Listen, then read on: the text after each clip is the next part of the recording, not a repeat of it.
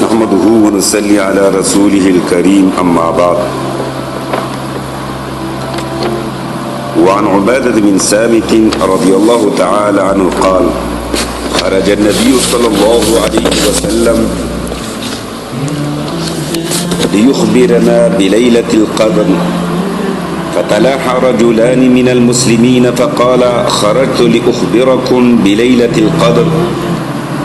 فتلاحى فلان وفلان فرفعت: وعسى أن يكون خيرا لكم فالتمسوها في 9 و7 و5.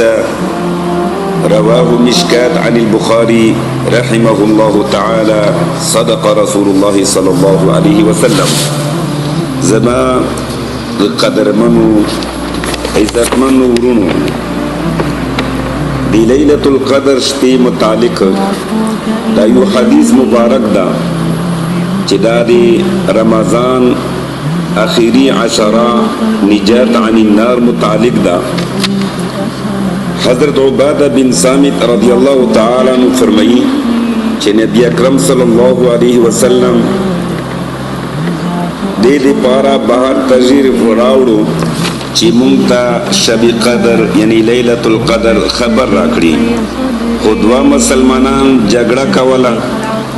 نبی اکرم صلی الله علیه وسلم ارشاد فرمایل چې زه د دې لپاره راغلی وم چې تاسو ته د شب قدر خبر درکړم، خو فلانکای په خپل منځ کې جګړه کوله، د هغو په وجه د هغې مقررتیا اوچته کړی شوه. کیدای شي چې دا اوچتوالی د الله تعالی په علم کې بهتر وي. اوس دغه شپه په 9 او 10 او 15 شپه کې تلاش کوئ. دا د احادیث مبارک ژباړه. اوس په دې حدیث مبارک کې د کومو خبرو ذکر شوی. اوله خبره ده چې ټولو نه اهمه د هغه جګړه چې دومره زیاته بد څیز دی چې د هغې په وجې همیشه دپاره د شب قدر مقررتیا اوچته کړی شوه. او صرف دغه نه بلکې جګړه همیشه دپاره د برکتونو د محرومي سبب ګرځي. نبی اکرم صلی الله علیه وسلم ارشاد دی چې تاسو ته د مونځ، روژې، صدقې وغیره نه بهتر څیز ونه ښیم. صحابه و عرض وکړو چې یا رسول الله ضروري مونږ ته وښیه دا کوم یو شی دی چې د مونځ نه، روژې نه، صدقې وغیره نه بهتر دی. نبی اکرم صلی الله علیه وسلم ارشاد وفرمایل چې په خپل منځ کې ښه سلوک د ټولو نه بهتر دی، او په خپل منځ کې جنگ جګړه کول د دین خرونکی دی. یعنی څنګه چې چاړه د سر ویښته زر صفا شي، په خپل منځ کې جنگ سره د دین دغه صفا کیږي، دین هم دغه صفا کیږي. د دنیادارو او د دین نه بې خبره خلکو څه وایي چې د ډېرو اوږدو تسپو اړوونکي د دین دعویدار هم هر وخت په خپل منځ کې جګړې کې او مختوي. اول د نبی اکرم صلی الله علیه وسلم د ارشاد باندې غور سره وګورئ، بیا د خپل دین فکر وکړئ چې د هغو غرور کې د صلح او د منلو توفیق نه کیږي. او اول فصل کې مخکې دغه خبره چې نبی اکرم صلی الله علیه وسلم د جګړې متعلق وکړه چې قرآن هم دا فرمایي چې ولا تنازعوا فتفشلوا وتذهب ريحكم. جګړه مه کوئ کني تاسو کم همت بشئ او قوت به مو لاړ شي. نو دغه خلک د نور او د عزت کولو د فکر کې اوسي، ځان لا د کینې غور دی وکړي چې په خپل عزت ته څومره نقصان رسوي. نو لہذا د بل مسلمان سره ښېګړه کول او د بل مسلمان سره کینه او بغض نه کول دغه د برکتونو سبب جوړیدای شي. نو لہذا مسلمانانو ورونو دی لیلۃ القدر دی مقررتیا هغه اوچتوالی سبب خپل منځ کې جګړه وه چې دوه کسانو خپل منځ کې جګړه کوله د نبی اکرم صلی الله علیه وسلم نه د دغې د تاریخ مقررتیا اوچته کړه شوه. بیا نبی اکرم صلی الله علیه وسلم دا مبارکه خبره چې په دې کې هم دی الله رب العزت یو راز دی.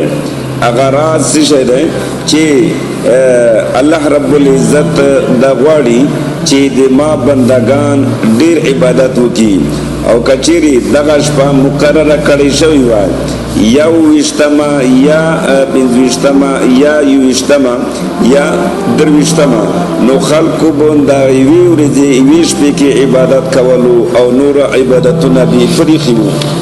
نو دغه دی واجینا دا یو حکمت دی چې د مقررتیا هغه د رمضان او د لیلۃ القدر په رمضان کې اوچته کړی شوه.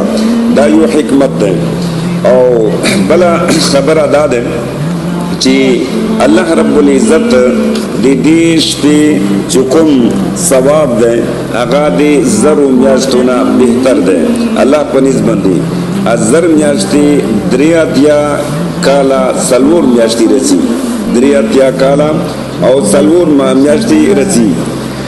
او بل دا دی چې دې کې د لیلۃ القدر د شپې هغه تعین چې ختم شو هغه کې ډېر مصلحتونه دي. او یو مصلحت هغه دا دی چې کچېرې دا مقرره وای نو ډېر ناراض طبیعتونو به په دغې ورځې شپې عبادت به کولو او نورو عبادتونه به پرېښودل، نور عبادتونه به پرېښودل. نو هغې په بنا باندې او دغه لیلۃ القدر شپه چې کومه ده هغه الله رب العزت په دې مصلحت باندې چې مثلا دغه هر یو سړی په دغه رمضان کې په دغه شپو کې عبادت وکړي. دویم دا چې داسې ډېر خلک چې هغه د بغیر ګناهونو کولو نه پاتې کېږي نو که دا شپه معلومه وای او بیا یې په دې کې ګناه زړورتیا کولی نو دا به ډېره خطرناکه وه چې لیلۃ القدر هم وي او دا پکې معلومه وي چې دا لیلۃ القدر دی او دا چې ګناه وکړي نو دا ډېره خطرناکه خبره ده.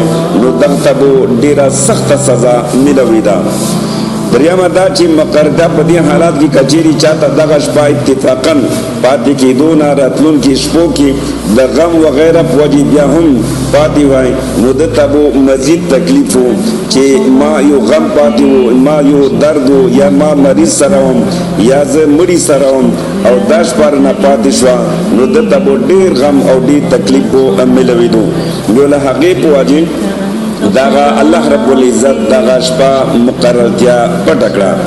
پنځمه دا خبره هم شته چې د رمضان په عبادت کې الله جل شانو په ملائکو فخر کوي لکه څنګه تیر نور مخکې معلومات تاسو داشته. په دې حالات کې د فخر کولو زیاته مقاده ده چې بندگان سره دي نه معلوماتیا صرف شک او خیال ټول اشبارونه او عبادت کې مشغول وي. په هر کله چې امید دومره کوشش کوي نو کچېرې ورته ښودلې شوي وای نو د دغې شپې قدر به یې څومره کولو او څومره عبادت به کې دوی کولو. ولهذا عبدالله ابن مسعود رضی الله تعالی عنه ارشاد دا دی که چې څوک کالو سره د شپې ویښه وي نو هغه شب قدر بیا موندی شي، یعنې شب قدر ټول کال کې گردش کوي. ابی ابن کعب رضی الله تعالی عنه فرمایي چې دا خبره وکړه. هغه وفرمیل چې ابن مسعود رضی الله تعالی عنه عرض دا دی چې چېرته یوه شپه صبر ونه کړي بیا یې قسم وخوړو او ویې فرمیل چې دغه 28 رمضان شپه ده لیلۃ القدر د قسم وخوړو چې دغه هغه د 28 رمضان شپه ده. دغسې ډېرو صحابه رضی الله تعالی عنهم تابعینو هم رایې دا دی چې شب قدر 28 رمضان شپه ده. ابی ابن کعب رضی الله تعالی عنہ تحقیق هم دا دی کنی دی ابن مسعود رضی اللہ تعالی تحقیق هغه دی چې کالو سره د شپې څوک ویښ پاتې شي هغه ته معلومېدای شي یعنی هر یو سره د ټول کال د شپې عبادتونه کوي نو رب العالمین به دته شب قدر وښیي. او بله خبره دا ده چې شب قدر لیلة القدر علما دایي چې په اخیری عشرې کې د مقام المنجم سره مسخوتان المنجم سره سحر المنجم سره کوم یو سړی کوي نو رب العالمین به د لیلة القدر نه هغه نه محرومه کوي. لیلة القدر خیر من الف شهر. لیلة القدر دا د زرو میاشتو نه لوی ثواب دی چې زر میاشتې هغه 83 کاله 4 میاشتې رسي. نو لہذا د دغه شپې قدر کول دا انتهایی ضروری دي ځکه چې شاه ولی الله محدث دهلوی رحمت الله علیه فرمایي چې شب قدر په کال کې دعا واري دي. یو هغه شپه ده چې په هغه کې الله جل شانه حکمونه نازلېږي او په هغه شپه کې قرآن شریف د لوح محفوظ نه د دنیا اسمان ته نازل شوی دی. دا شپه رمضان سره خاص نه دی په ټول کال کې گردش کوي خو په کوم کال کې چې قرآن پاک نازل شو په هغه کال کې رمضان مبارک کې و او اکثر پر رمضان مبارک کی وی. او دویمه شب قدر هغه ده چې هغه کې د روحانیت یو خاص خوریدل وی او ملائکو ډېری پزمکی راکوزیږي او شیطانان لری اوسی دعاګانې عبادتونه قبليږي. دا په هر رمضان کې وی او اخیری عشرې په تاکو شپو کې وی او بدلیږي. زما والی صاحب یې چې دا قول ورغړل دی چا ویلي شاه ولی الله محدث دهلوی رحمت الله علیه فرمایلی دي. نو لہذا هر حالات کې شب قدر وی او کا دعا هر چاله د خپل همت او طاقت موافق په ټول کال کې دې تلاش کول پکار دي او چې زه دغه شپه تلاش کوم. لہذا محترم نن دې اوشتم رمضان شپه ده زمون مدرسه تحفیظ القرآن یگان کلونه کې دا الحمدلله په رمضان کې څلورم ختم کیږي او دوه شاګردانو او یو مون عام خلکو ته او نن چې کومه ده لکه پرون بل پرون 15 باندې موږ 11 سپاری ویلي او پرون 10 سپاری او نن وو سپاری لیکيږي. نو لہذا دې په بنا باندې چې کله دا شپابي نو په دغه شپې کې نن موږ اوشتم رمضان دی او لیلة القدر امکان هم شته. نو لہذا ټولو مرګلونه دغه درخواست دی چې په دې نن شپې کې ختم کې زموږ مدرسې کې شریک شو. امید دی چې دغه شب قدر نن اوشتم باندې وي او ټول مرګلي هغه کې شرکت وکړي. رب العالمین نه درخواست دی چې موږ او تاسو ټولو ته بلکې امت مسلمه ته دغه لیلة القدر نصیب کی او په دې رمضان کې الله رب العزت د ټول قیدانو د خلاصون فیصله وکړي او څومره غریب خلک دي د هغو دپاره د اقتصادي حالاتو بهتر کولو او همدارنګې زموږ د ملک او زموږ د ملک وقار الهي پروردګاره امن و امان ورته نصیب کړي. واخر دعوانا ان الحمد لله رب العالمین.